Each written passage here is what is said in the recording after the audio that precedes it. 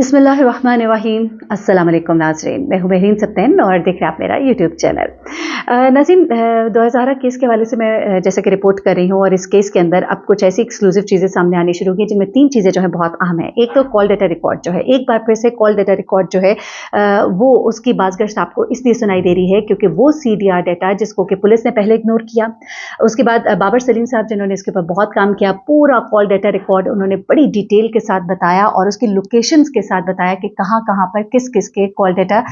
जो है जो उनकी फ़ोन की लोकेशंस हैं वो ट्रेस की गई, कहाँ पे शब्बीर मौजूद था, कहाँ पे ज़हीर मौजूद था, कहाँ पर ये दोनों इकट्ठे थे और बच्ची के घर के आसपास वो लोकेशंस जो है उनका डिटेक्ट होना। अब नई चीज़ें इसके अंदर सामने आई हैं। पुलिस ने इसको क्यों इग्नोर किया, ये सवाल जो है ये बहुत बड़ा सवाल है क्योंकि बच्ची ने अपने बयान के अंदर कहा है कि पुलिस जब मुझे लेकर लाहौर से वापस आ रही थी, सिंध आ रही थी, तो सारा रास्ता मुझे ये कहा जा रहा था कि अब तुम जो हो ज़हीर के साथ ही रहो और तुम्हारा कोई वापसी का जो है नहीं है सीन और तुम्हें तुम्हारे वालिदैन नहीं रखेंगे और इस तरह की चीज़ें जो है उसको बताई जा रही थी, सिखाई जा रही थी। ये सब चीज़ें उसने अपने बयान के अंदर कही हैं। हम भी जब रिपोर्ट करते रहे तो हमने हमेशा ये रिपोर्ट किया कि सिंध पुलिस का बड़ा बायस रवैया जो है वो दिखाई देता रहा। चले इन चीज़ों को भी अगर एक साइड पर रखें, ये कॉल डेटा रिकॉर्ड अपने अंदर एक बहुत बड़ा सबूत है जो बता रहा है कि इन चीज़ों को क्यों छुपाया गया। 2 चीज़ें जो है इनको छुपाया गया और उनको अभी तक इन्वेस्टिगेशन के अंदर हाईलाइट नहीं किया गया। एक तो कॉल डेटा रिकॉर्ड था, एक वो वसीम बारे इंफॉर्मेशन और उस गाड़ी के बारे में इंफॉर्मेशन जो कि KP में इस बच्ची को लेकर घूमती रही, उसके बारे में बहुत ही एक्सक्लूसिव इंफॉर्मेशन आज के प्रोग्राम में है। ये प्रोग्राम जो है ये एक तरह का शवाहिद से भरपूर प्रोग्राम है जिसको सुनने के बाद आपको पता लगेगा कि चीज़ें किस तरह से मैनिपुलेट हुई और चीज़ें किस कदर खौफनाक है जितनी के सामने नहीं लाई गई। मजीद मैं बात नहीं करती, मैं आपको पहले तो ज़रा बता देती हूँ कि कुछ डिटेल्स है। फयाज आमिर साहब हमारे वकील हैं, उन्होंने इस केस को शुरू से बड़ा अच्छा रिपोर्ट किया। बहुत ही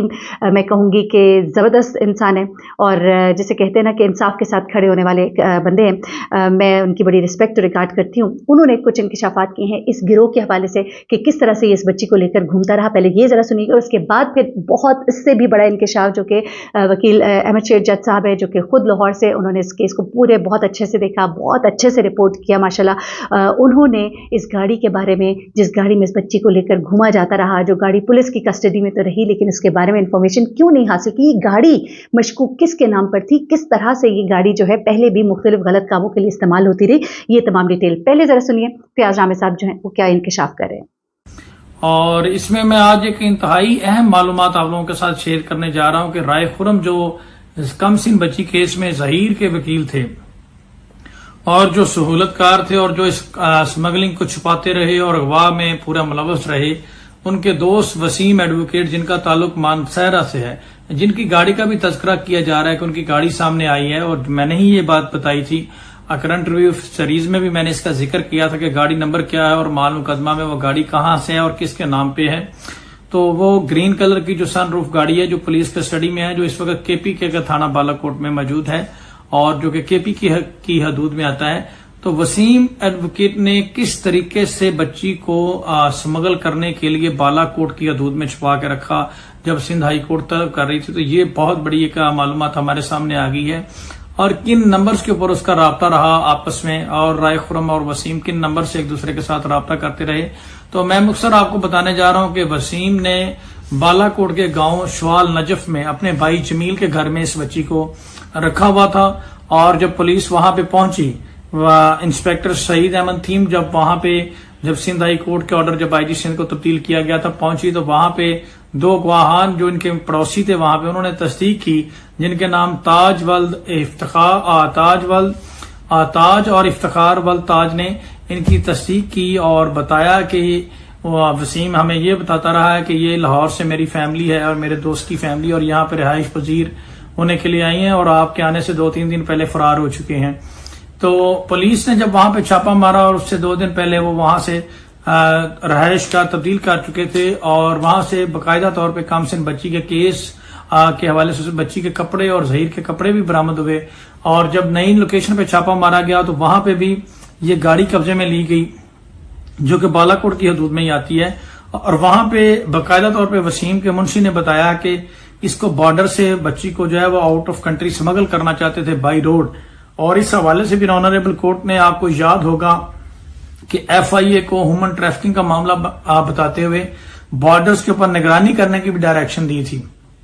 तो ये थे वो हकायक जो आपके सामने आए और ये जो दो गवाहान हैं इनके बाकायदा तौर पे मैं आपको नाम पढ़ के भी बता देता हूं। इनके नाम हैं जनाब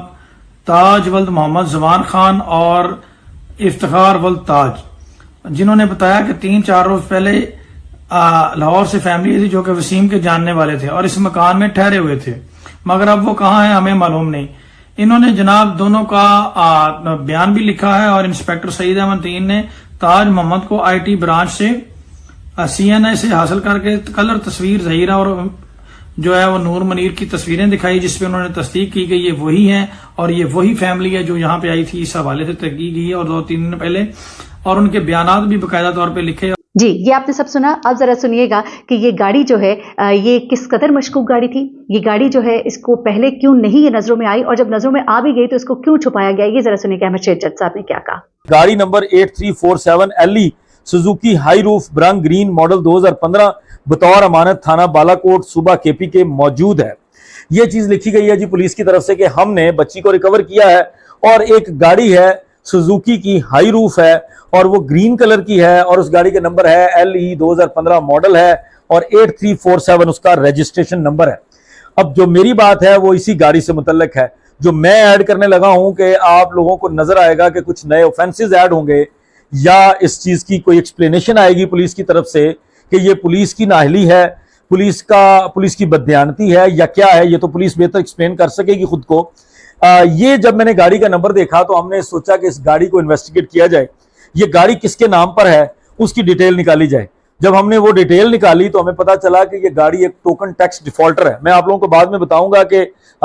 मेरे ज़हन में ये स्टोरी कैसे बनी सारी और ये बेसिकली किस तरह से एक खास किस्म का जो क्रिमिनल माइंड है वो इन चीजों को कैसे प्लान करता है, जो हमने अपने तजुर्बे के अंदर क्रिमिनल केसेस के अंदर देखा है। जब हमने उस गाड़ी की डिटेल निकाली तो एक्साइज एंड टैक्सेशन की वेबसाइट से पता चला कि ये गाड़ी टोकन टैक्स डिफॉल्टर है। जब किसी टोकन टैक्स डिफॉल्टर गाड़ी को आप चेक करते हैं तो वहां पर उसकी डिटेल जो है वो आम बंदा नहीं देख सकता, सिर्फ एक्साइज एंड टैक्सेशन का जो अमला है, जो उनका पोर्टल है जहां पर उनकी ऑफिशियल एक्सेस है वो देख सकते हैं, आप और मैं नहीं देख सकते। जिस पर हमें थोड़ी सी और ज्यादा क्यूरियोसिटी हुई। हमने सोचा कि मजीद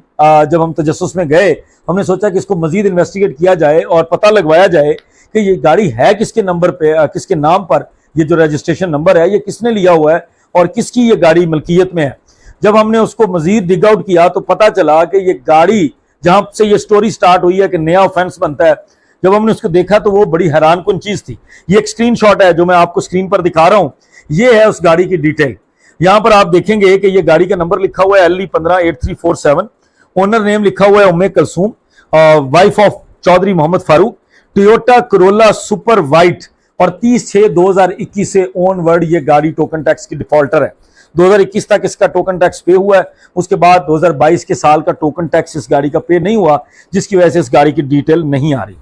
लेकिन जब हमने मजीद डिग आउट किया तो वो गाड़ी की डिटेल निकालने के और तरीकेकार होता है, कई तरीके होते हैं, जो हमने निकाली तो ये पता चला। अब जो जरूरी चीज है, जिस गाड़ी को जो ये हमने रजिस्ट्रेशन नंबर निकाला है, आपने नोटिस किया कि ये टोयोटा कोरोला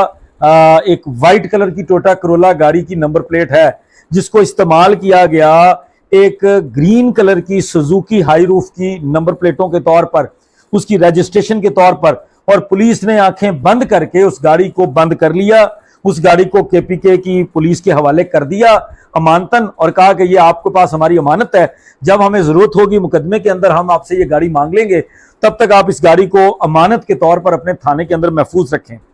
लेकिन दोनों सूबों की पुलिस को यह तौफीक नहीं हुई कि उस गाड़ी की डिटेल को चेक कर लिया जाए कि जो लोग एक बच्ची को अगवा करके इंसानी स्मगलिंग के पर्पज से, बच्ची के साथ ज्यादती के पर्पज से, बच्ची को अगवा करके उसको नुकसान पहुंचाने के पर्पज से जगह जगह लेकर छुपते फिर रहे हैं, इंसानी स्मगलिंग के अंदर मुलव्वस हैं इल्जाम के मुताबिक, तो उन लोगों के पास जो गाड़ी है उसको भी तो इन्वेस्टिगेट कर लेना चाहिए कि उस गाड़ी की रजिस्ट्रेशन की क्या हकीकत है। कहीं ये गाड़ी इन लोगों ने कहीं से 2 नंबर तो नहीं उठाई, कहीं इन लोगों ने गाड़ी चोरी तो नहीं की, लेकिन दोनों सूबों की पुलिस ने आंखें बंद करके बस गाड़ी को खड़ा कर लिया। और जो हमारी सिंध की पुलिस है, कराची की पुलिस है, DSP सईद रिंद साहब ने अपनी परफॉर्मेंस मुकम्मल कर ली, एक जबरदस्त 10 सफ़ात के ऊपर मुश्तमिल चलान तैयार किया, उसके अंदर जिसको निकालना था निकाल दिया, जिसको ऐड करना था ऐड कर दिया, जिसको 512 में रखना था रख दिया। इस गाड़ी के ऊपर कोई तवज्जो नहीं दी कि यह गाड़ी की जो नंबर प्लेटें हैं ये गाड़ी उसी गाड़ी के साथ मैच करती हैं कि नहीं करती। अब मैं ये बताने आपको जो इसके ऊपर जोर देने का मकसद है वो आप लोगों को बताना ये मकसूद था कि जितनी हमारे सामने क्रिमिनल कार्रवाइयां या क्रिमिनल प्रोसीडिंग्स हम देखते हैं उसके अंदर जहां मंशियात फरोश या राजनों का डकैतों चोरों की जो कार्रवाइयां होती हैं उनके अंदर बिल्कुल इसी पैटर्न के ऊपर मुख्तलिफ गाड़ियां और उनके उन रजिस्ट्रेशन नंबर्स को चेंज करके इस्तेमाल किया जाता है ताकि अगर गाड़ी कहीं से गुजर रही हो और रजिस्ट्रेशन नंबर जो है वो कैप्चर हो जाए तो गाड़ी को आसानी से ट्रेस ना किया जा सके। और अभी ये पता नहीं है कि जब ये गाड़ी मूव कर रही थी, ये वो गाड़ी है जिसको केपीके के अंदर इंटरसेप्ट किया गया और केपीके में इस गाड़ी को पुलिस की मदद से, केपीके की पुलिस की मदद से कब्जे में लिया गया। और ये वो गाड़ी है जिसमें राय खुरम और उनके दूसरे कुछ वकील दोस्तों का जिक्र आया जो केपीके से थे, वसीम था, मुनीर लुगमानी था, उन लोगों का जो जिक्र आया था वो इस गाड़ी के हवाले से भी आया था कि ये वो गाड़ी थी जो किसी वकील साहब ने इनको फैसिलिटेट किया था और इस गाड़ी के जरिए ये मूव कर रहे थे। और अभी इससे पहले कोई पता नहीं है कि इससे पहले भी इस गाड़ी के ऊपर कितनी रजिस्ट्रेशन नंबर्स को लगाकर लड़की को जगह जगह, बच्ची को जगह जगह मूव किया गया था। इस चीज की अभी कोई इंफॉर्मेशन हमारे पास तो नहीं है और पुलिस ने तो इसकी भी इंफॉर्मेशन नहीं निकाली, तो पुलिस के पास तो यकीनी तौर पर पहले वाली इंफॉर्मेशन तो नहीं होगी। अब ये बताने का अगेन मकसद ये है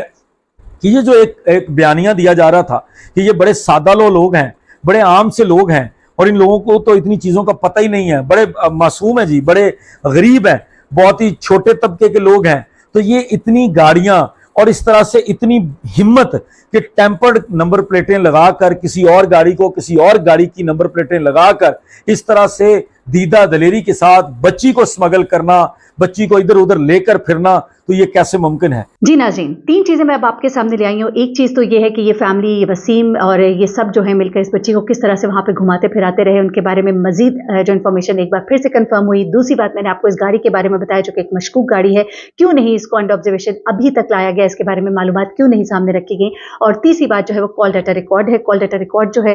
वो अपने अंदर एक बहुत बड़ा सबूत है। इन सब चीजों को क्यों इग्नोर किया गया और इसमें जो नए इंकशाफात है वो भी ये बता रहे हैं कि जिस दिन बच्ची जो है घर से गायब हुई है उस दिन बिल्कुल घर के पास से ये फोन जो है डिटेक्ट हो रहे हैं, जिसके बारे में पहले इंफॉर्मेशन नहीं थी कि अब नई और एक्सक्लूसिव इंफॉर्मेशन है जो कि अब हासिल हुई है। और आखिरी चीज जो है वो मैं आपको ये बताने जा रही हूँ कि ये कुछ वीडियोस जो है आप देखिएगा और ये कुछ तस्वीर आप देखिएगा जो कि आपको बताती है कि बच्ची जो अपने घर में कितनी खुश है, घर में उसके कितनी खुशियां मनाई जा रही हैं। वो लोग जो कहते थे कि बच्ची जो है अगर कभी अपने माँ बाप के साथ खड़ी हुई और उसने अगर वहां जाने के बाद अगर एक दफा भी हमारे खिलाफ या ज़हीर के खिलाफ बयान दिया तो हम अपना काम तक छोड़ देंगे, तो वो अब जरा गौर से सुन ले। अगर उन तक नहीं पहुंची तो ये वीडियो जो है उन तक पहुंच जाए, अल्लाह करे और उनको ये सुनाई दे जाए। चलो और नहीं तो तौबा ही कर ले। मैं ये नहीं कह रही चले काम छोड़ दे, इंसान ने अपने बच्चों का रोजी रोटी पेट पालना होता है, लेकिन आप तौबा कीजिए, माफी मांगिए,